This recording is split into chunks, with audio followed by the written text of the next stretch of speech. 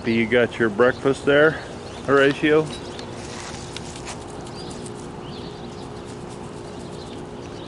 Looks like Bluebell's happy. What do you say, Clarence? You enjoying that?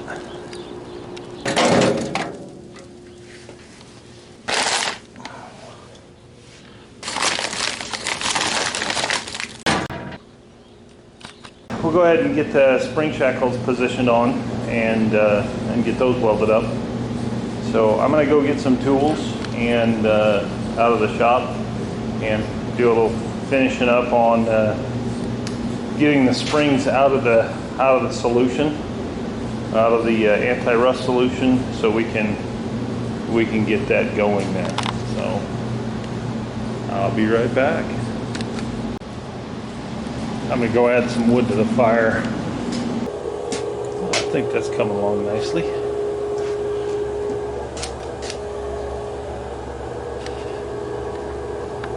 Look to make sure that my smoke is really rolling here.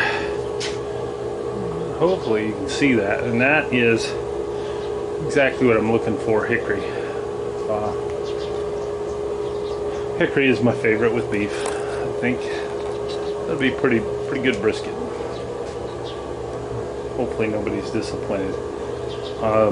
Probably another 50 minutes of applied smoke, and then I'll wrap it, throw it in the oven, and let her cook there the rest of the way, low and slow. Anyway, let's get back to doing some work. Then we get these spring shackles, or the shackle hangers, put into place. So let me go through what I'm thinking here to put down placement. So the overall length of the dump bed, not the trailer, the dump bed, is 10 feet. The length of the trailer itself is 9 feet 6 inches, approximately 9 feet 6 inches. There's a few fractions in there, but both sides are consistent. So basically we're going to have 10 feet. It's going to come to about right here, and I'm not sure that you can see that. So my hinge is going to be here for the dump trailer. So where I want the wheels, I know I've got 6 inches there, and I stated earlier, I want the wheels further towards the back than to the front, and you do that typically with most trailers, 2/3. So 2/3 of the way length of the trailer is where you want the center of where you want if you're single axle, that would be the center of that. If it's a double axle, that's the 2/3 back would be the center of those ribs. So I know this is fairly short. I'd like to put them further to the back. So I've taken some measurements to know where the tires are. The springs are 26 inches long, eye to eye, and we're going to start by setting them on the back.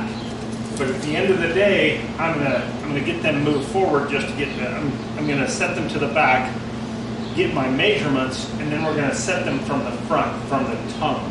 We're gonna measure a point that's consistent on pulling, which will be the center bolt hole of the tongue. The bolt hole that holds the trailer jacket is centered in the very center, and I'll measure a consistent point from there to where the front shackle is. And the reason you start with the front shackle is because that's the first point you're pulling. If you get them wrong, then your trailer is going to go down the road in this direction, and it's going to want to slide one way and then correct, and slide one way and correct.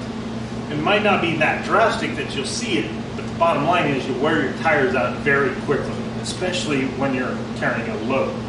So it's important that you have a consistent pull point from the center between the two tires. And if you set those, then you can just set the center shackles, and then which will be the equalizer shackle hangers, and then the back shackles for the back springs. So anyway, that's the process that I go through in where to place my axles and to make sure that I'm consistent on both sides from the center of the tongue. I'm just setting these on here now because I know a few things, right? And what I know is, I know that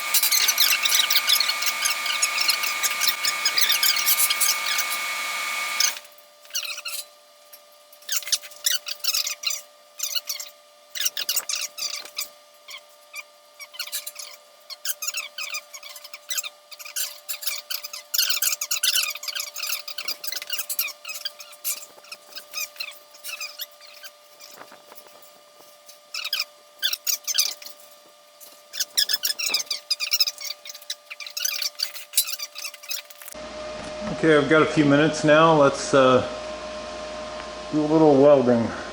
Get this on the to-done list. I should say get it a little closer to the to-done list.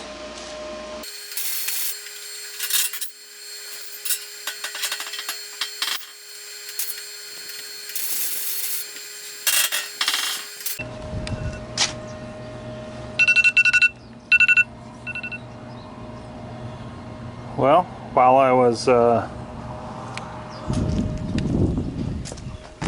grabbing the pliers, the alarm went off that says it's time to take the meat and wrap it in parchment, and then in turn go ahead and wrap it in tin foil and throw it in the oven. So I think we're ready to go in the oven.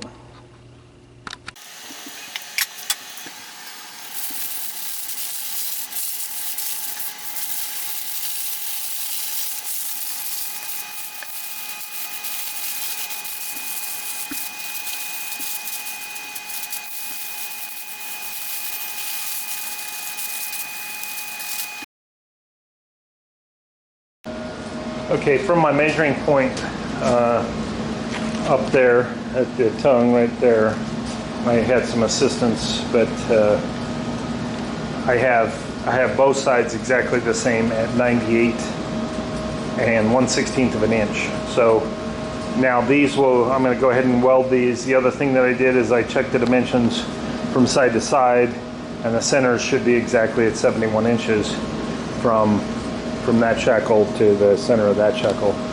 So we should be golden there to use that as a reference point. That'll be where the first spring is going to go, and then we'll get that one in place, and then we'll work our way backwards. So I'm going to go ahead and do that stuff now.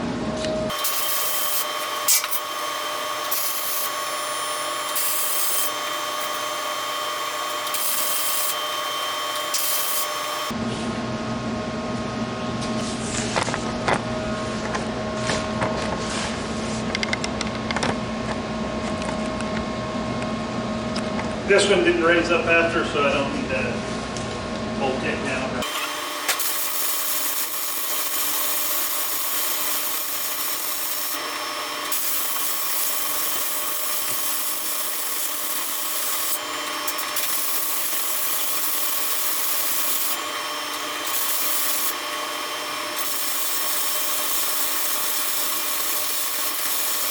Okay, so those are in place. Now I need to definitely go find the reference that I have, and where I did write them down or remeasure from where I got, but they are welded in. I know this one right here looks a little skiwampus, but that's because the whole trailer is tilted. So, and I do have the gussets in there down below. You can see right there, but they're only welded in on one side. I will use a clamp to pin those back in when I go back to that. So, and then this one as well is good to go. I know those welds look somewhat a little sloppy, but they're really not. That's the issue with flux core. You can look at some of these welds, and they may look really good on the outside until you take the stuff off. You may not know or find some pits, but or porosity, as they say in the industry. But overall, I've done this enough that these welds look good. I'm not too concerned about that right now, but I will take another look before I throw paint on everything. So I'm going to go find my reference, and then we'll set up for these others. All right, so what we have here, what I wrote on my glove last time, was 59 3/4 and 30 inches. So the center one is centered 30 inches from the center of both, roughly, and the others are 59 3/4. So 59 3/4 is where we're going to weld the back ones to. I'm going to go ahead and do this side first, I think, and we'll measure that from that point right there. So let's get started.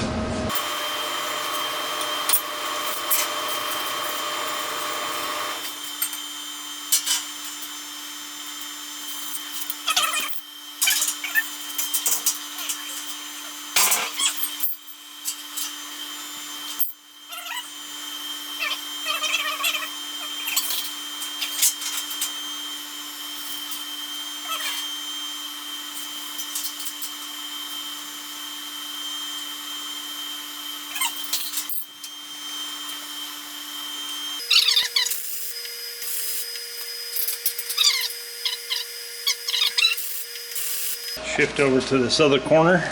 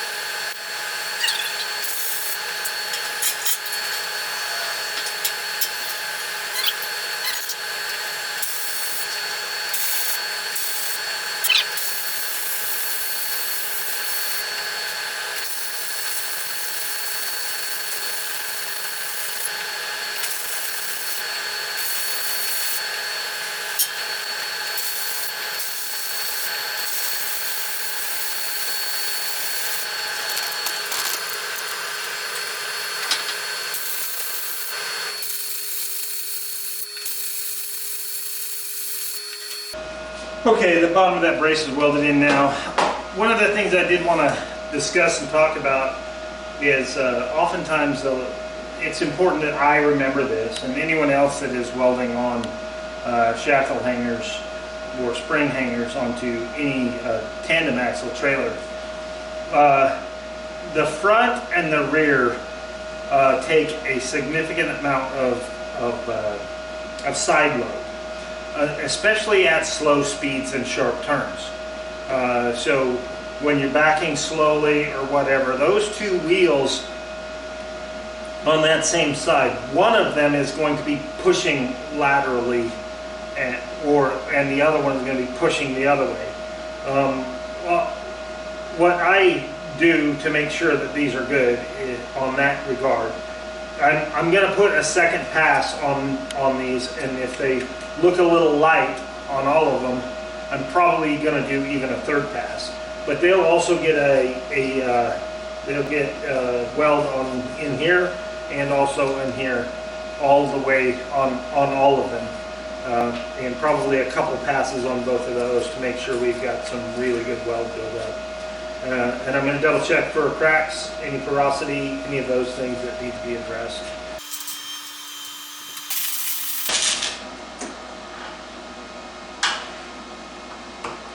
Time for a new tip. New tip of the week. Tip of the week. Change your tip regularly. Work with a clean tip. Nobody likes a dirty tip. Be right back. Got to get a tip, a clean one.